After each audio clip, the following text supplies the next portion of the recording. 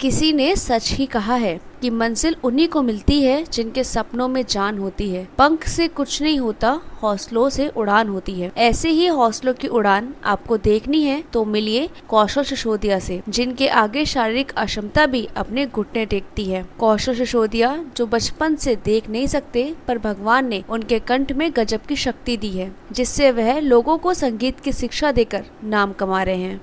जन्म से ही नहीं देख सकता, आप सभी को बताना चाहता हूँ। और मेरे मम्मी पापा को जब ये बात पता चली कि मैं जन्म से देख नहीं सकता, तो मेरे पापा लोगों ने, मेरे मम्मी ने बहुत जगह मेरा इलाज कराया। लखनऊ में भी दिखाया था, और इंडिया हॉस्पिटल भी था जहाँ पे आंखों का इलाज होता दिल्ली, वहाँ पर भी दिखाया। लेकिन फिर उसके बाद डॉक्टरों ने कहा कि ये जन्म से नहीं देख सकते थे, तो फिर इनकी आंखें अब ठीक भी नहीं हो सकती। तो फिर मैं इसी के साथ जीना पड़ा। सबसे पहले मैं आपको बताऊँ, मेरे घराने में संगीत चला आ रहा है, और मेरे चाचा की बेटियां भी गाती हैं, मेरे बाबा भी गाते थे, मेरे चाचा वगैरह भी गाते हैं, सारे लोग गाते हैं। तो मेरे पापा भी गाते थे, तो मैंने सोचा कि मैं गा सकता हूँ या नहीं गा सकता। तो एक दो बार मैंने अपने चाचा के यहाँ हारमोनियम वगैरह पे हाथ रखने की कोशिश की, बजाने की कोशिश की। तो मैंने थोड़ा बहुत देखा, चाचा बोले कि तेरा सुर भी अच्छा है, तू अच्छा गा सकता है। उसके बाद फाइनली मैंने क्या किया कि 1 महीने 6 महीने के करीब चाचा के जाके अपने थोड़ा रियाज़ किया। और हमारे एक गुरुजी थे पुखन लाल मास्टर, उनसे मैंने वहाँ पे सबसे पहले तालीम लेना शुरू किया संगीत की। कौशल सिसोदिया पिछले 11 सालों से सुरेश शर्मा नगर में बच्चों को संगीत सिखा रहे हैं। यही नहीं, कौशल जरूरतमंद बच्चों को भी निःशुल्क संगीत सिखाते हैं, ताकि पैसों के अभाव में बच्चों का भविष्य अंधकार में ना हो जाए। तो उसके बाद में मैंने यहाँ पर आकर, चाचा के यहाँ से आके मैंने यहाँ पे श्री मंगल सक्सेना जी, जो मेरे पहले गुरु, जिन्होंने मुझे संगीत की सही शिक्षा दी, सही दिशा दी, सही दशा, जो मेरा कायाकल्प किया, वो मेरे मंगल सक्सेना जी हैं, जिन्होंने मुझे सही तरीके से 8 साल पूरे म्यूज़िक सिखाया, 10 साल सॉरी।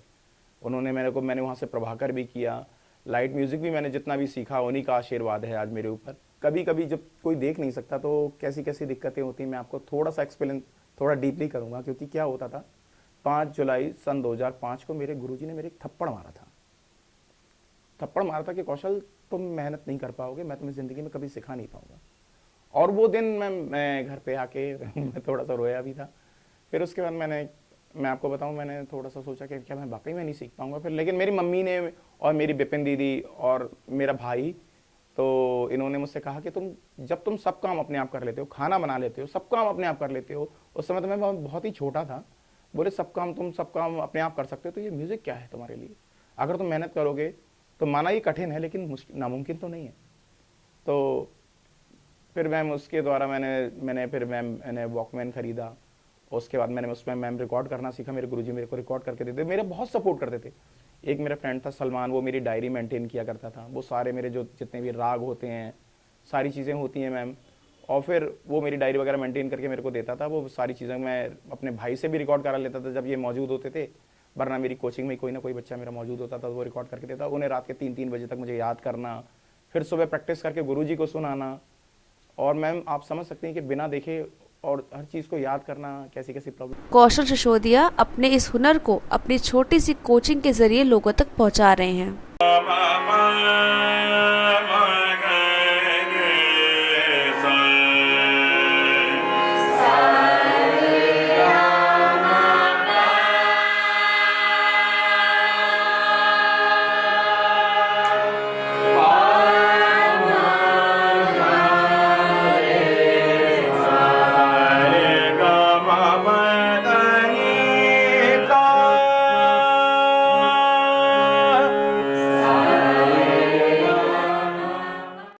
मुरादाबाद गया था अपने एक फ्रेंड के यहाँ, तो मैं अपने एक फ्रेंड के यहाँ गया था, तो मैं वहाँ पे ऐसे ही गुनगुना रहा था।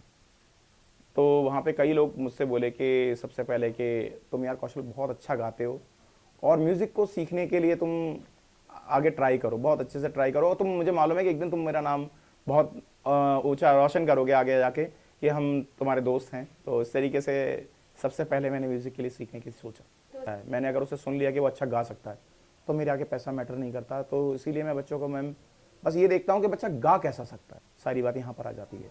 बच्चे के अंदर हुनर है अगर उसके अंदर, तो मैम उसके टैलेंट को निखारना मेरी फर्स्ट प्रायोरिटी होती है। एक्सपीरियंस, सबसे पहले मैं अपने बैड एक्सपीरियंस बताता हूँ कि मैं कई कॉम्पिटिशन्स में गया था, मेरे साथ कई बार बेईमानियाँ भी हुई। क्योंकि क्या होता था मैम कि मैं अगर अच्छा गाता भी था, तो क्या होता था कि बरेली में कुछ, जब मैं छोटा था तो आप समझते हैं क्या, मैं बात बहुत चलता है ना, तो वो चीज़ें होती थी। फिर उसके बाद मैंने जब सारेगामापा ऑडिशन दिया तो उसमें मैं लेवल 3 तक गया, तो मुझे पता चला कि मैं और आगे जा सकता हूँ। उसके बाद में मैंने इंडियन आइडल्स के लेवल 3 क्रॉस किए, और एक सिंगिंग स्टार यूपी का तो मैंने मेगा ऑडिशन भी लगभग क्रॉस कर ही लिया था, लेकिन मेरी खुद की अपनी गलतियों से, क्योंकि मैं शुरू से ज़िद्दी रहा हूँ। और सारी चीज़ों में मैं, मेरे सबसे बड़ा एक्सपीरियंस है मेरा भाई, मेरा बहुत बड़ा इंस्पिरेशन है कि वो मेरे लिए इतना सब कुछ करता है कि मैं आपको बताऊं, बहुत सारी चीज़ें ऐसी होती हैं। और एक्सपीरियंस मेरे ऐसे रहे कि मैं आपको बताऊं, जब मेरा सबसे पहले मंजीत इंडियाज़ विनिंग स्टार का फर्स्ट प्राइज़ जीता, तो मैं उस दिन में बहुत रोया था। और उससे पहले सीजन में जब मेरे लिए पूरन सेकंड प्राइज़ लेके आए थे इंडियाज़ विनिंग स्टार में, तो मैम ये एक्सपीरियंस थे। और मेरा इन सबसे बड़ा एक्सपीरियंस था जब इस्माइल दरबार जी ने मुझसे कहा था कि कौशल सिसोदिया, तुम दुनिया का कोई भी गाना गा सकते हो और कोई भी गाना सिखा सकते हो, तुम्हारे अंदर वो बात है। मैसेज मैं यही देना चाहूँगा कि आपके अंदर कोई कितनी भी बड़ी डिसेबिलिटी हो, कुछ भी कोई कमी हो, लेकिन आप कभी हार मत मानिएगा। अगर आपके अंदर कोई भी टैलेंट है, कोई भी चीज़ है, तो आप उसको निखारने की कोशिश कीजिएगा। और कभी भी उम्मीद मत छोड़िएगा कि आप लोग कुछ नहीं कर सकते, क्योंकि इस ज़िंदगी में भगवान ने किसी ना किसी को कुछ ना कुछ करने के लिए भेजा गया है, कभी ना कभी उसे खाली बैठने के लिए नहीं भेजा गया है। और मैं आपको एक चीज़ बताना चाहूँगा कि कोई भी इंसान बचपन से बेकार नहीं होता, उसको इंसान की सोच बेकार बनाती है। तो मैं सभी लोगों से ये कहना चाहूँगा कि आप लोग मेहनत करें और इस तरह से आगे बढ़ें कि आप लोग हमेशा जीतने का जुनून लेकर आगे बढ़ें। ये मेरा सबसे पहला संदेश है हर बच्चे के लिए।